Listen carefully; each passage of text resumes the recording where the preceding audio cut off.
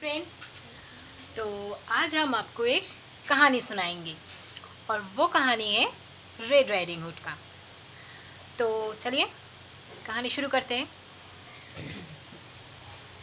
बहुत समय की बात है, एक छोटा सा गांव था जहां एक नन्ही लड़की रहती थी। तो उसका नाम है रेड राइडिंग हुड। तो उसका नाम रेड राइडिंग हुड क्यों है? क्योंकि उसके पिछले जन्मदिन पर उसके दादी माँ ने उसको एक लाल रंग का कंटप दिया था और वो कंटप उस नन्ही बच्ची को इतनी पसंद थी कि वो जहाँ भी जाती थी, चाहे स्कूल हो या फ्रेंड्स के साथ घूमना हो, वो कंटप पहन के जाती थी। इसलिए सभी प्यार से उसे रेड राइडिंग हुड बुलाते थे। तो फिर क्या हुआ, एक दिन उसकी दादी माँ की बीमार होने की खबर मिली। जब उसकी दादी माँ के बीमार होने की खबर मिली तो उसको और उसकी माँ को थोड़ा दुख हुआ और उसकी दादी माँ अकेली रहती थी।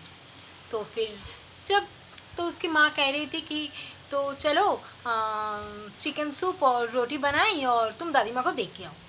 तो तुरंत ही उसकी माँ ने उसकी दादी माँ के लिए चिकन सूप और रोटी बना दी और फिर वो नन्ही को बोला कि एक कटोरी में डाल के कि ये ले जाओ अपनी दादी माँ को दे के आओ। और फिर उस लड़की को कहा कि रेड, रास्ते में अगर अजनबी मिले तो उससे बात मत करना, तुम सीधा दादी माँ के घर जाना। और रेड राइडिंग हुड बोला, ठीक है माँ, मैं किसी अनजान आदमी से बात नहीं करूंगी, मैं सीधे दादी माँ के घर जाऊंगी। तो रेड ने बोला।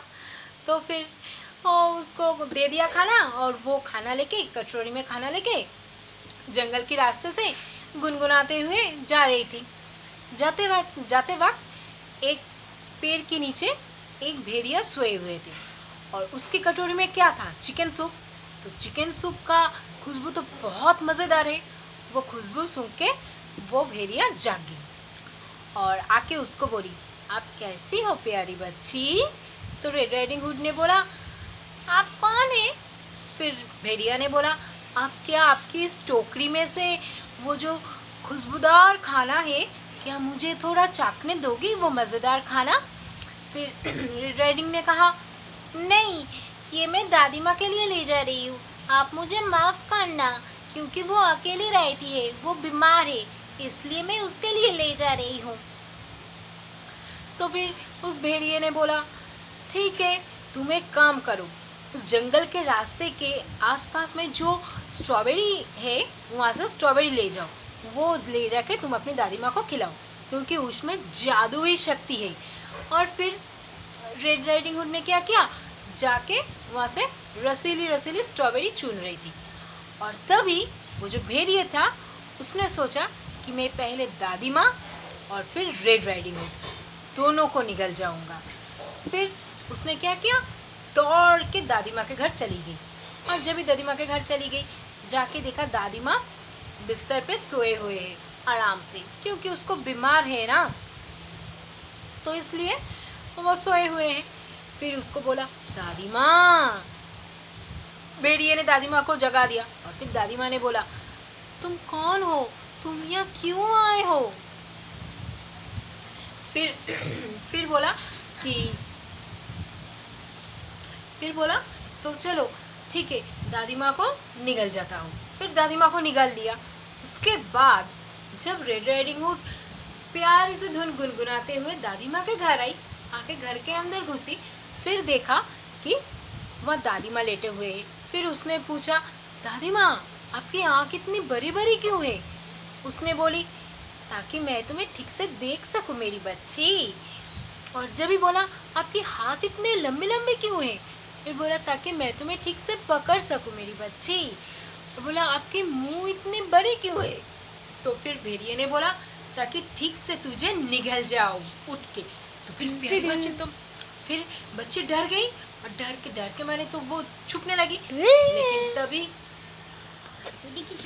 और भेड़िया ने उसको निगल लिया और फिर दादी माँ की बिस्तर पर आराम से सो गई और जोर जोर से खराटे मारने लगे, जैसे ऐसे ना, जोर जोर से खराटे मारने लगे।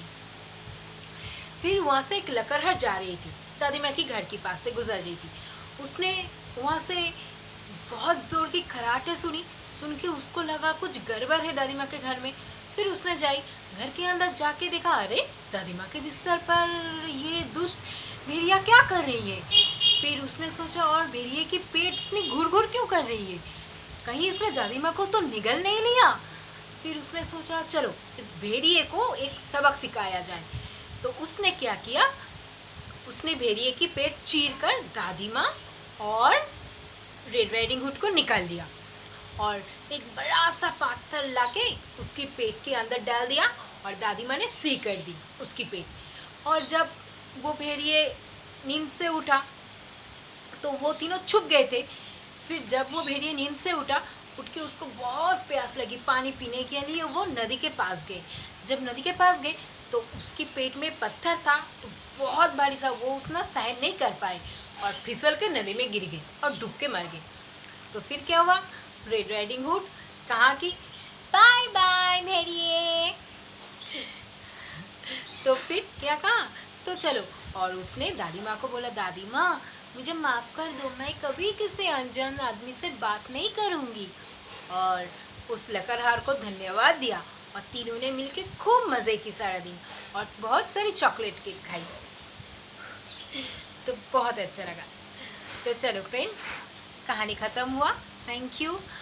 अगर कुछ गलती हो गई हो तो माफ कर देना, और अगर कुछ गलती आप लोग मुझे समझा दोगे कि फ्रेंड आपका ये गलती हुआ है, फ्रेंड आपका यहाँ पे गलती हुआ है, अगर आप लोग मुझे बोलोगे, कहोगे, तो मैं वो सुधार लूँगी। हाँ, मुझसे गलती हुआ है, मुझे पता है। तो चलो, अपना ख्याल रखना, मास्क पहनना और सैनिटाइजर से हाथ धोते रहना। चलो, और हर एक वीडियो पाने के लिए सब्सक्राइब करना और बेल बटन प्रेस कर देना, तो फिर आपको पहले मेरी वीडियो मिल जाएगी। Thank you. और प्लीज़ बहुत बहुत बहुत शेयर करना। I want your support friend. Thank you. Please support and subscribe and share. Thank you.